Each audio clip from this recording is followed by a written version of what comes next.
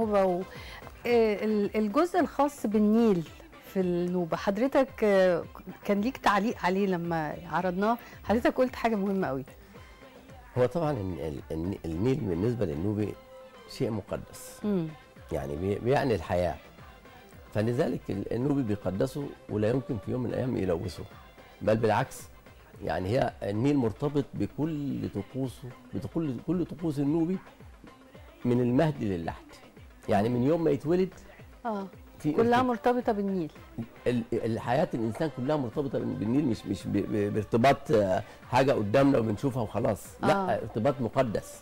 فيعني زي المشهد اللي احنا شفناه ان هم اتجوزوا فراحوا يشربوا من الطفل. لا، مش بيشربوا بس. الطفل لما بيولد يعني يوم السبوع بياخدوه برضه، بيروحوا يتوضى هناك وبيرموا عصيده في اعتقاد ان في ناس نهر عايشين حياه تحت النيل، فاعتقاد النوبي كده يعني راسخ فيه، فعمره ما يلوث النيل.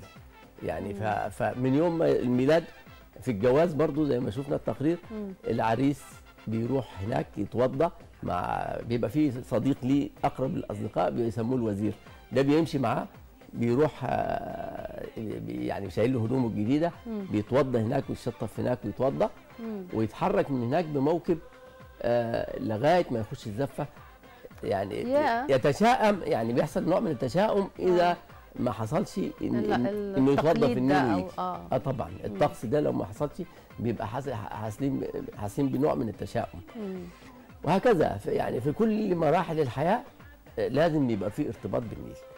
زي ما شفنا في التقرير لازم يروحوا. حتى الست لما جوزها بيتوفى برضه في ليله مظلمه بعد العده 4 شهور و10 ايام، بالليل بتطلع في الضلمه بتروح تتوضى وبعد كده ترجع بيتها وتفتح للناس وتستقبل الناس. ال4 شهور دول ما بتشوفش حد الا لما بعد ما تروح تتوضى وترجع. 4 شهور ما بتقابلش حد خالص لحد ما تروح تتوضى في النيل وترجع. ودول اللي بيخشوا لها او ما بتوريش وشها، حتى لو في راجل دخل بتغطي وشها وهكذا. ما بتطلعش الا بعد ال4 شهور دول، بتروح تتوضى وترجع لبيتها. دي من العادات كلها اللي في النوبه القديمه، لاننا كنا ساكنين جنب النيل. فطبعا العادات دي دلوقتي في النوبه الجديده ما فيش نيل، يعني احنا سكنونا في اماكن جبليه بعيده عن النيل، فكانت مؤثره جدا على النوبيين لدرجه ان الكبار السن توفوا، الاطفال توفوا، يعني عشان يفتحوا سنه اولى ما كانش في طلبه. كان العمليه مؤثره لان شوف تقديسه للعيد النيل قد ايه. يعني بعد عنه بقت حاجه طبعا كانت اكتئاب نفسي للكبار. فالنيل بالنسبه للنوبي فعلا حاجه مقدسه. يعني في اغاني مرتبطه بالنيل في التراث النوبي اكيد طبعا. كل الاغاني اتغنت على النيل. يعني كل الاغاني اتغنت على النيل اساسا، يعني غالبيتها يعني من. طب ما تسمعنا حاجه كده من اغنيه عن النيل. والله يعني احنا طبعا كنا جاهزين بس هنغني اغنيه مشابهه للاغنيه دي. يعني معلش. اتفضل.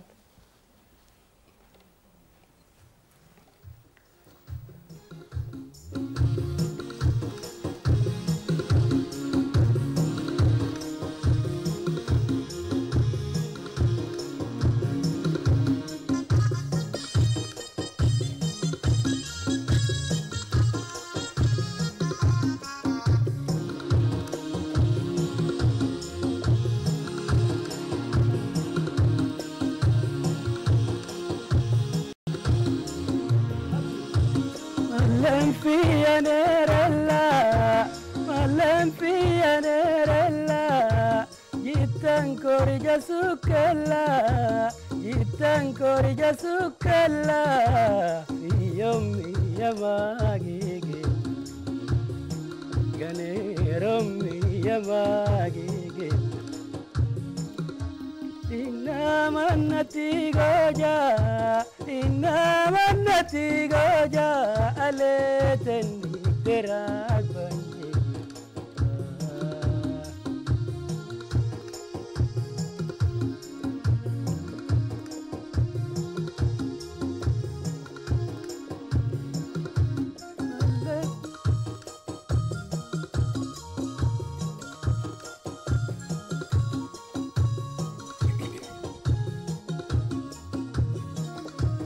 ملم فيا نيرلا، ملم فيا نيرلا، korja sukalla fi yommi yamagige ale rommi yamagige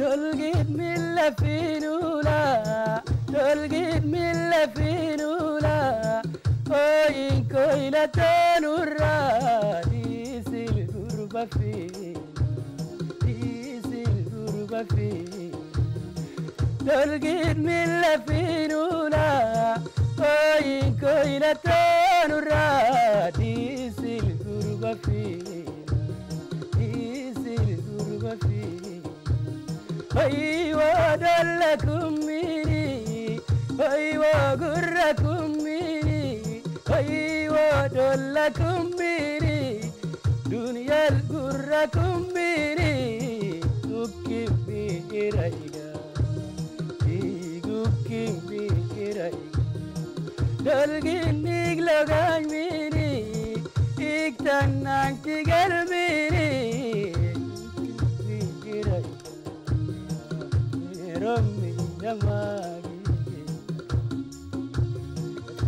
يومي يماغي إنما النتيجة جاء إنما النتيجة جاء ليتني تراك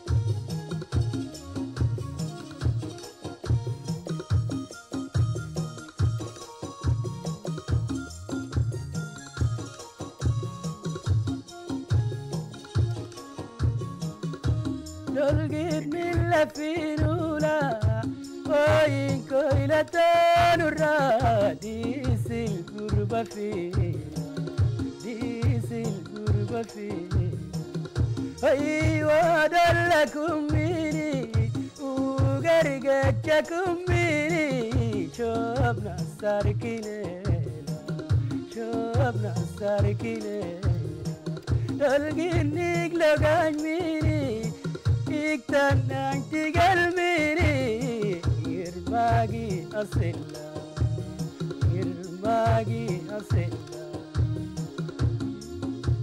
يا ماقي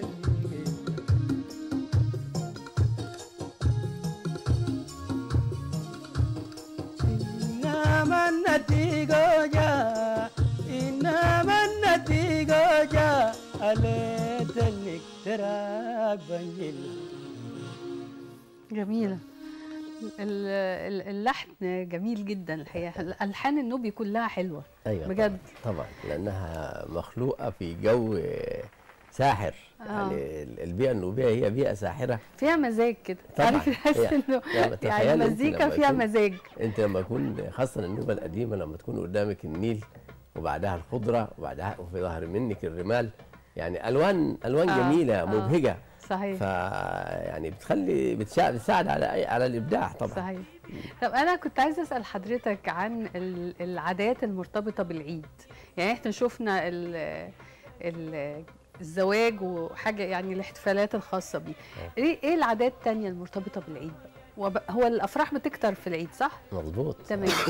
ايه تاني عادات؟ العيد ليه استعدادات كبيره يعني من قبلها. يعني العيد الصغير طبعا هم اسمه كوري كودود او انجين كوري، هي عيد السيدات او النساء.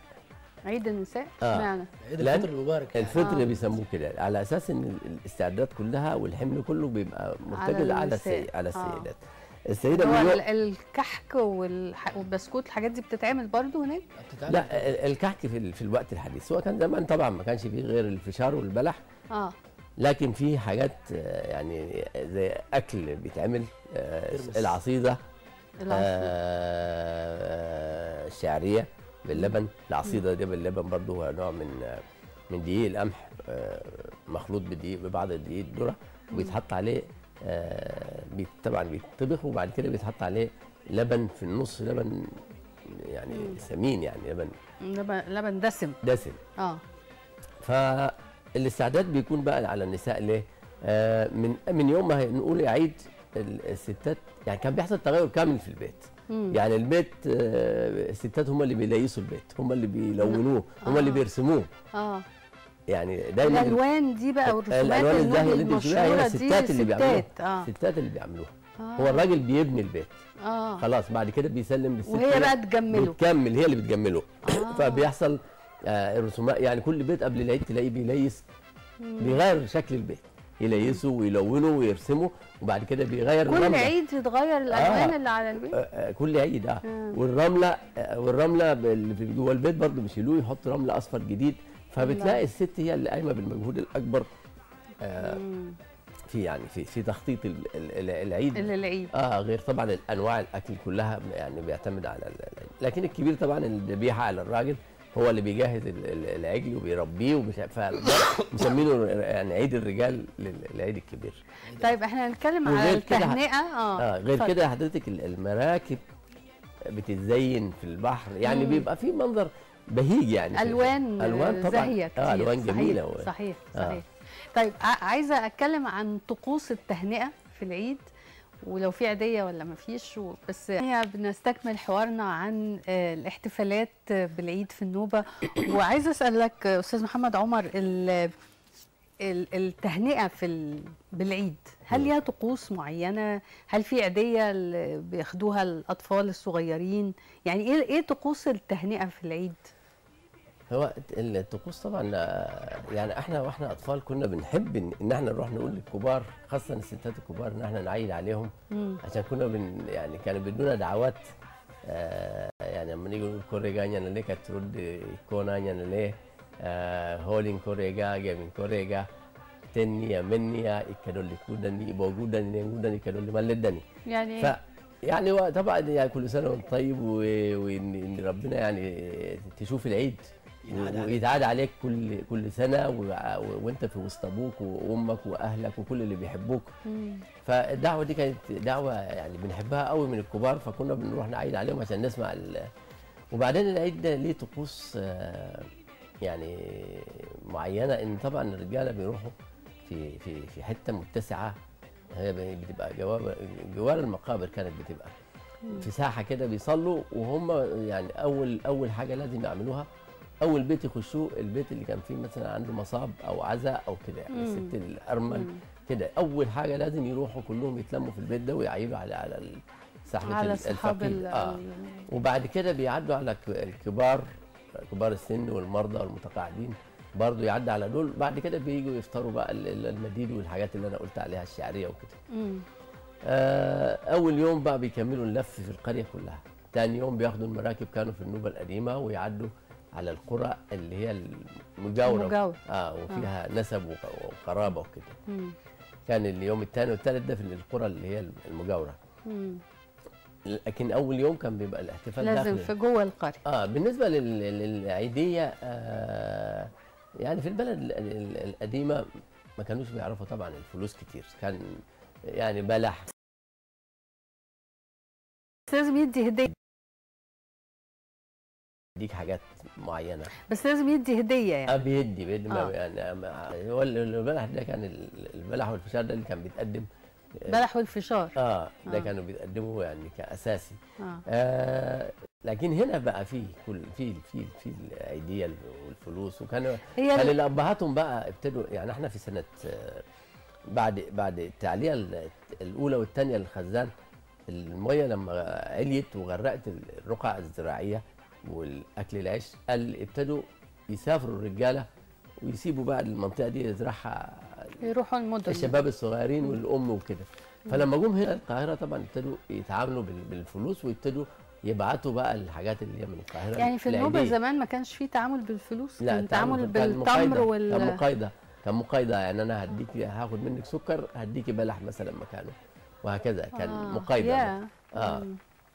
الا لما بقى ابتدوا يجوا مصر ويشتغلوا، ابتدوا اللي ليهم ابهات كانوا بيبعتوا لهم بقى يعني العيديه، وكان بيبعتوا لهم الجلاليب الجديده والجدم من باتا والحاجات دي كلها اللي كانت زمان كانت اساسيه يعني في عايزه اقول ايه، انه هل الهجره اثرت على العادات النوبيه ولا انتوا حريصين على انكم تحتفظوا بيها زي ما هي؟ يعني انا شايفه اللبس مثلا بتاع استاذ محمد برضو زي ما هو، يعني ده اللبس النوبي اللي احنا عارفينه. ايوه انتوا بتحاولوا تحافظوا على التراث ده. هو النوبي بطبعه ما بينساش ماضيه. يعني حتى لو احنا كنا بصينا على الطقوس اللي انا بحكي عنها، يعني بيروحوا مثلا لما بياخدوا الطفل في النيل كانوا بيعملوا له الصليبه دي. ده كده يعني من العصر القبطي ومحافظين عليه. يعملوا اللي هو المركبه صغيره ويرموها زي قصه موسى واللي الوضوء عصر اسلامي. فهو بياخد كل العصور اللي مرت عليه بياخده معاه تراكمي. ما يعني النوبي ما بيسيبش ماضيه بالساهل. لما بقول لحضرتك لما جينا بقى هنا طبعا ارتباطهم وطقوسهم كلها بالنيل ما لقوش النيل. انا اتذكر انا حضرت يعني يمكن انا كنت صغير في النوبه القديمه، لكن لما جينا هنا انا اتذكر كان يعني الست الارمله عشان تطلع تتوضى في النيل مش لاقيه النيل. كانت يا تروح ترعى يا كانت تروح تدور على حنفيه. في كل قريه كان فيها حنفيه كبيره كده. اول ما جينا قبل ما الحنفيات تخش البيوت كان العمليه صعبه، تروح تتوضى في الحنفيه وتيجي. كان العمليه يعني عشان هم ارتباطهم بالنيل كانوا حاسين بتعب نفسي. انه مش قادرين طبعا الطقس الاول ارتباط بالنيل. هو الطقس الاول كان ارتباط بالنيل. فلما ما لقوش الحاجات دي كان حصل اكتئاب لبعض كبار السن وكده. فالطقوس وبعدين حتى في زي ما بقول لكن التلوين للبيت كل ده طبعا هم مش بانين البيوت دي بايديهم. فكانت العمليه صعبه، لا قادرين يتعاملوا مع الحيطه دي الستات. لا بس جوه البيوت يعني انا شفت بيوت لا جوه البيوت نوبيه شفت الحقيقه ده في بيوت نوبيه كان جوه البيت الالوان والزخارف والحاجات دي كانت رائعه الحقيقه. ايوه ما هو هم طبعا يعني بيحاولوا يطبقوا قد ما يقدروا، بس هي الحجاره الاسمنتيه اللي اتبنت بيها البيوت الحكومه طبعا بنتها لنا مش طيعه انهم يقدروا يليسوها يقدروا يلونوها مش فابتدوا يستخدموا حاجات حديثه جير والحاجات الجديده والورق والبويه والحاجات دي. يعني هو طبعا هم قد ما يقدروا بيحاولوا يحافظوا. لسه الرمل برضو بيتفرش في البيت. في حاجات كتيره لسه محافظين عليها. جميل. والاكل النوبي والدوكه هو فرش الرمل ده اصله نوبي. طبعا لازم في عندنا حوش جوه الحوش ده لازم يكون يعني احنا عندنا اما نيجي نرحب بحد نقول له هفرش لك الارض رمل. ارض رمل ده نوبي. ده نوبي مصري. ده نوبي مصري حضاره مصريه طبعا. وده موجود لحد دلوقتي في الصعيد. ايوه موجود جوه البيت وعند مقدمه البيت بيتفرش الرمل وبيقوموا الصبح بدري بيكنسوا داخل البيت ويكنسوا الشارع. يعني ما تلاقيش ورقه مرميه في شارع النوبي ابدا. لدرجه ان في ناس اجانب كانوا في زياره يعني مع اصدقائهم هناك عندنا في النوبه كانوا مستغربين ان امتى بتقوموا وامتى بتنظفوا الشوارع وامتى بتفرشوا الرمل وامتى بتعملوا كده وبتساووا الرمل بيساووه مش بيفرشوه بس كمان. جميل. يعني طيب هنسمع ايه تاني قبل ما نختم؟ ان شاء الله اغنيه فريحيه. طيب كويس. اسمها ايه بقى؟ الله ليل وليل. الله. يعني طبعا الليل ده يعني اي فنان بيقول لليل يعني يغني لليل طبعا. جميل. اتفضل.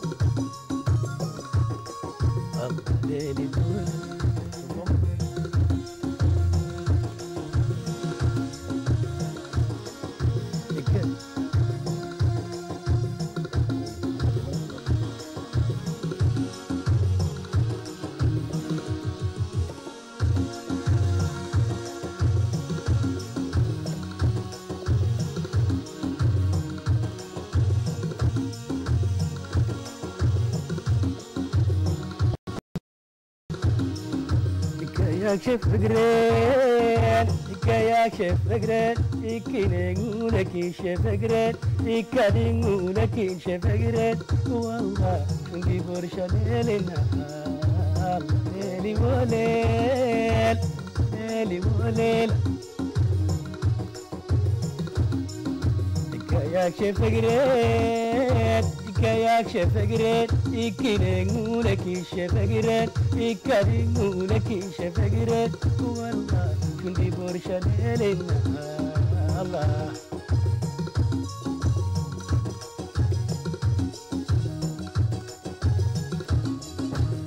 نور تيغاغيونا أمنا نور تيغاغيو وامنا سلما كيرا كيميرا الله ليلي وليل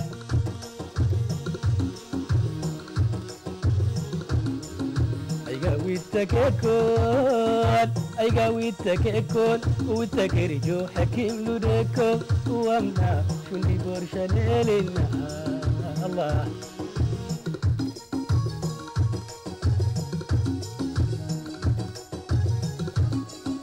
صلي